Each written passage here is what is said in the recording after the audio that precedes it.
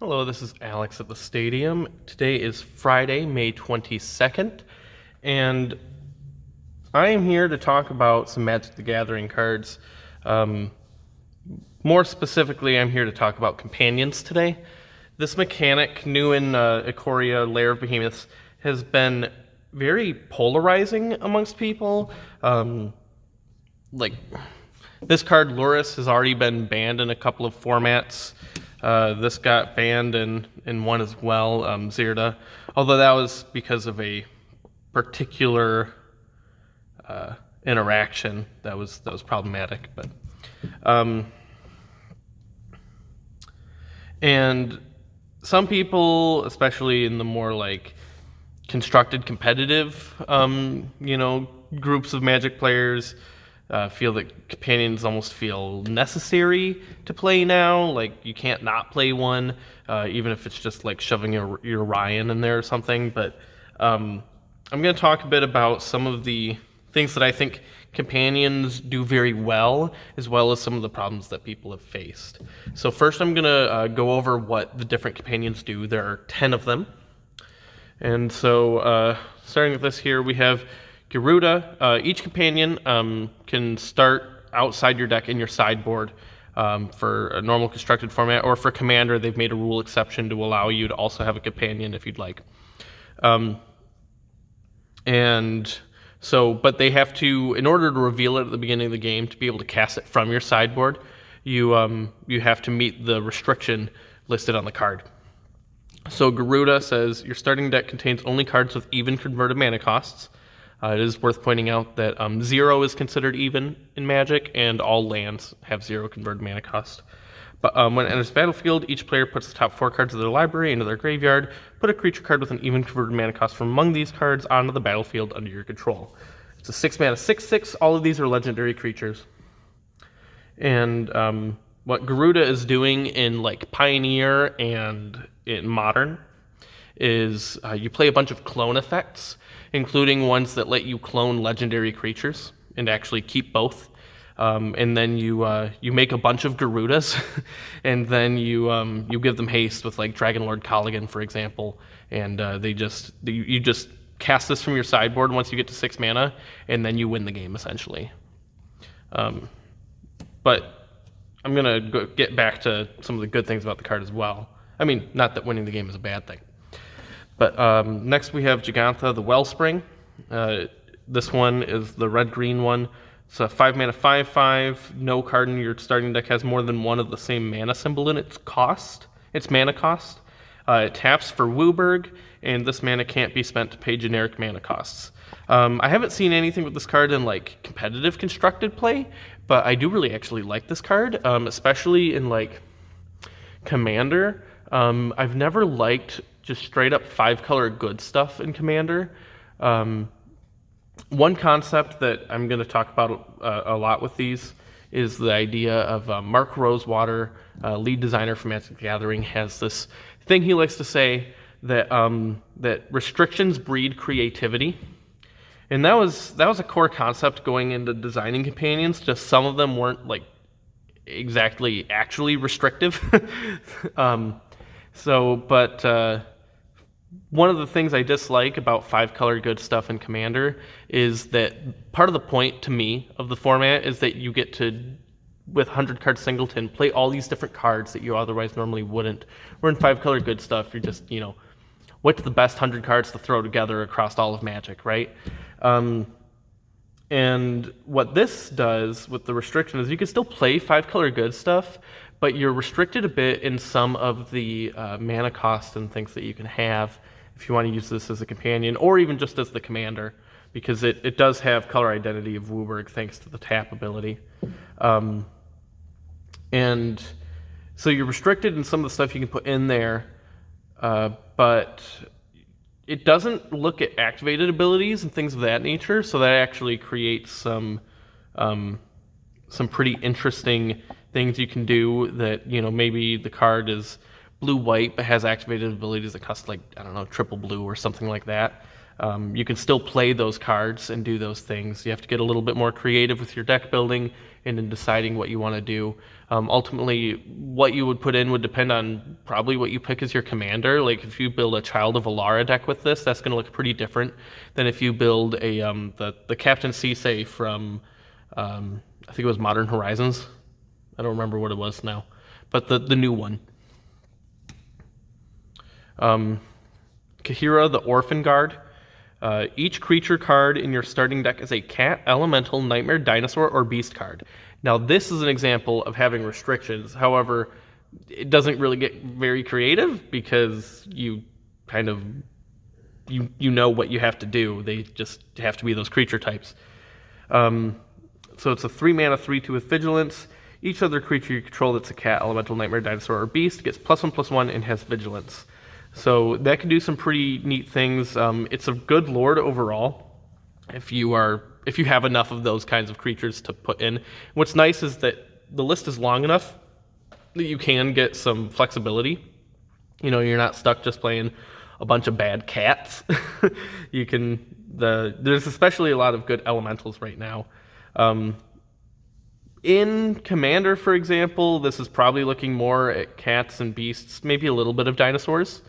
But for example, in Standard or even Pioneer, there's lots of interesting elementals, and you could even just ignore the white in this card and just cast it as a green card, and you'll be able to find lots of neat applications for that. I actually quite like this one.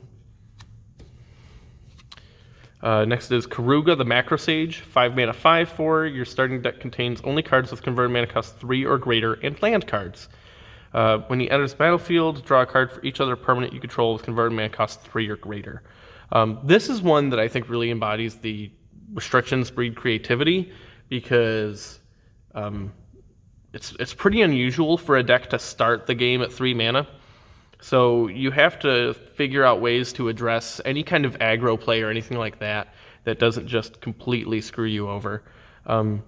You could just put all that on the sideboard, and then if you're playing against an aggro deck, just accept that at that point, once you sideboard, you won't be able to cast Caraga as a companion.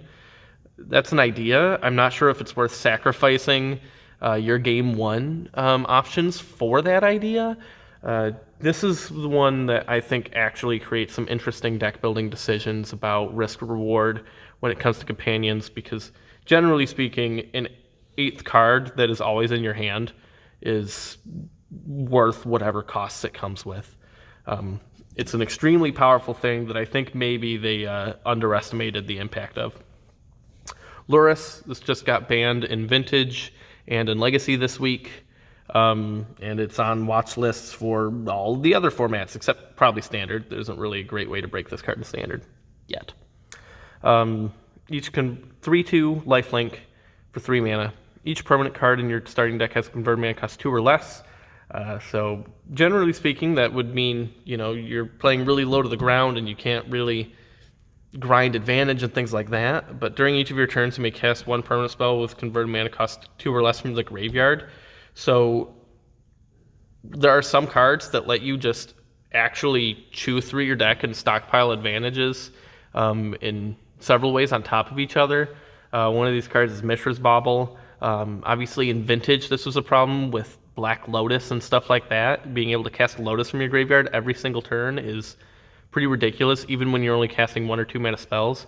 When those 1 or 2 mana spells are the other power 9, it's a big deal.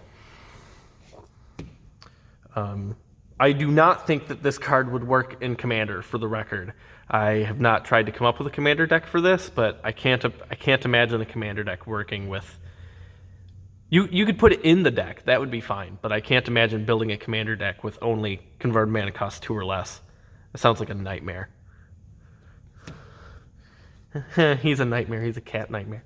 Okay, Lutri, the Spell Chaser. So this got banned in Commander probably less than 5 minutes after it got spoiled. Each non-land card in your starting deck has a different name.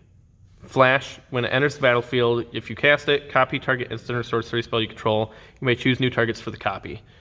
So going again back to that idea of restrictions breed creativity, in Commander, there is no restriction.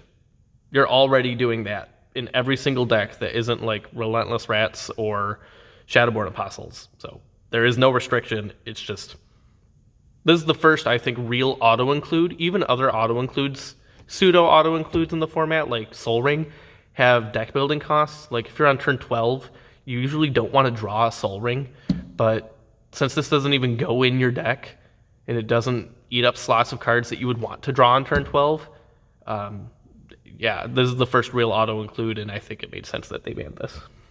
Outside of Commander, though, this is quite a restriction, and I think the Otter could be a pretty fun card. Obosh the Prey Piercer, 5 mana 3/5. Your starting deck contains only cards with odd converted mana costs and land cards. So opposite restriction of Garuda. If a source you control with an odd converted mana cost would deal damage to a permanent or player, it deals double that damage to that permanent or player instead. So the awkward thing about this is it wants to be aggressive, but also costs 5 mana. But that's probably not so bad. There's a lot of like 1 mana spells that you could play, and then curve into a 3 mana spell, and then curve into a 5 mana spell. You could do it that way. Maybe play this in like a Jund deck, or even just green black or red green, and just kind of curve out and just crush people that way. In Standard, I'm not sure how well that restriction works with the presence of Torbran. Not being able to play both in the same deck is probably by design, but Torbran might just be better in some circumstances, especially when you get to like double up with a bunch of tokens and stuff like that. But I do actually quite like this card. I'm always a fan of cards that might enable actual creature aggro in Commander, and this is definitely one of them. There are various, odd CMC hit all opponents cards that exist, and this actually is very good with that. There's another card I really like for fun, restrictive. This is a good example of restrictions breed creativity. All right, Umori the Collector. I'm going to try to get through the rest of this and get to my closing bit in a moment because we're over 12 minutes. Umori the Collector, 4 mana 4/5. Each non-land card in your starting deck shares a card type. As it enters the battlefield, choose a card type. Spells you cast of the chosen type cost 1 less to cast. This one seems totally fine to me. You're probably usually looking at this being the type being creature. But who knows, maybe there's some other stuff you can do. One thing that's nice is, like, for example, you could do enchantments, and you can have enchantments and enchantment creatures, or you can do artifacts. You can have non-creature artifacts as well as creature artifacts, stuff like that. That would work quite well. And actually, the green-black actually has a lot of good enchantment pieces. I could see some kind of Enchantress deck in, like, maybe Pioneer with this, with some of the enchantment creatures. I don't think it would work in Modern or Legacy just because you want to be playing some enchantment support cards that are not actually enchantments, but maybe having this as your 8th card in your hand is worth that. I'm not entirely certain. And definitely in Commander, this would be a really fun thing to do. The creature thing could just kind of build itself, but I really like the idea of green-black enchantments. The problem is you would have to have, now I think about it, a legendary enchantment creature to do enchantments for your Commander. So you can't really do artifact. Well, no, you can't do artifact creatures. I don't think there's any artifact creatures that are in both green and black. So in Commander, it's probably just creature. There might be something for enchantment. I don't remember, though. Urian Sky Nomad. 5 mana 4/5. Flying. When it enters the battlefield, exile any number of other non-land permanents you own and control. Return those cards to the battlefield at the beginning of the next end step.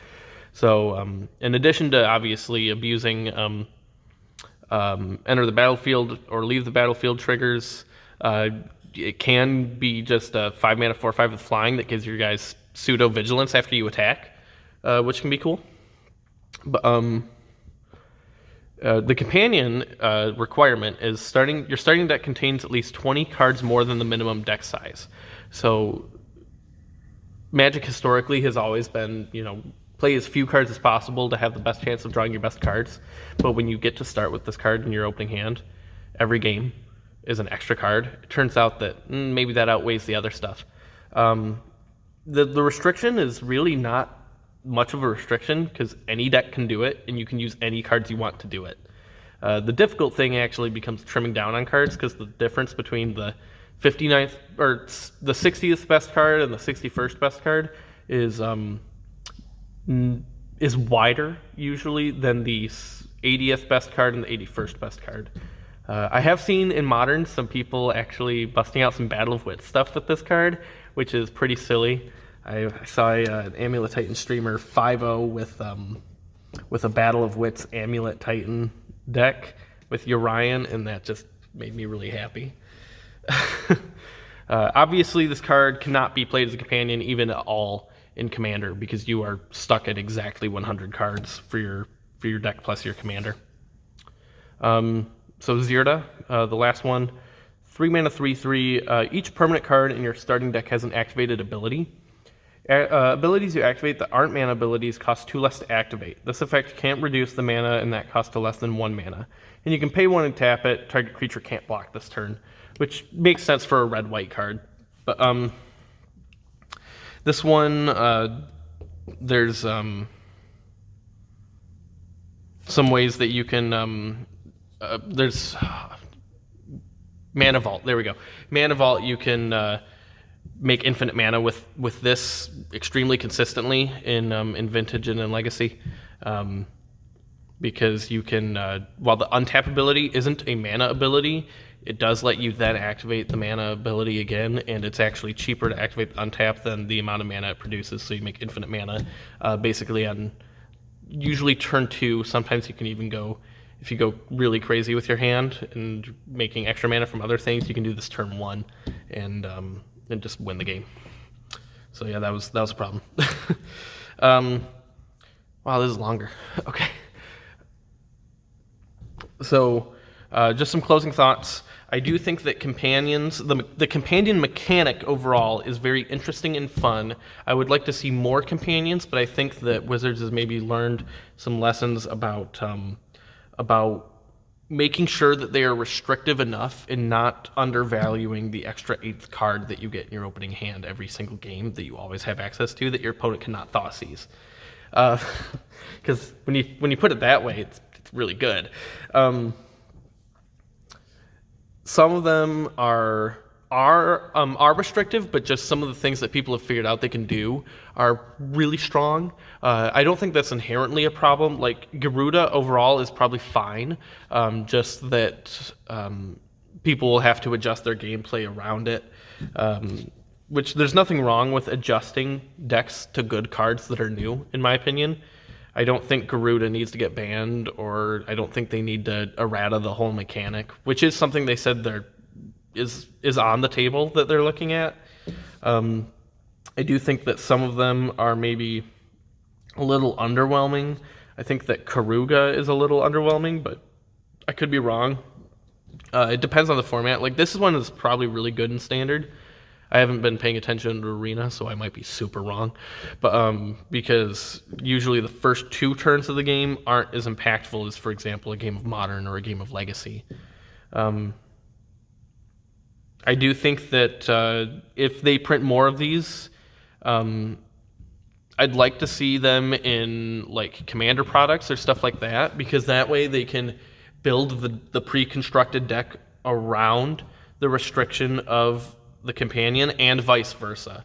And that kind of gives people perhaps some more cards to flesh out otherwise underpowered abilities, as opposed to giving us overpowered abilities like Loras that we can then just fill in with other things more easily that we already have.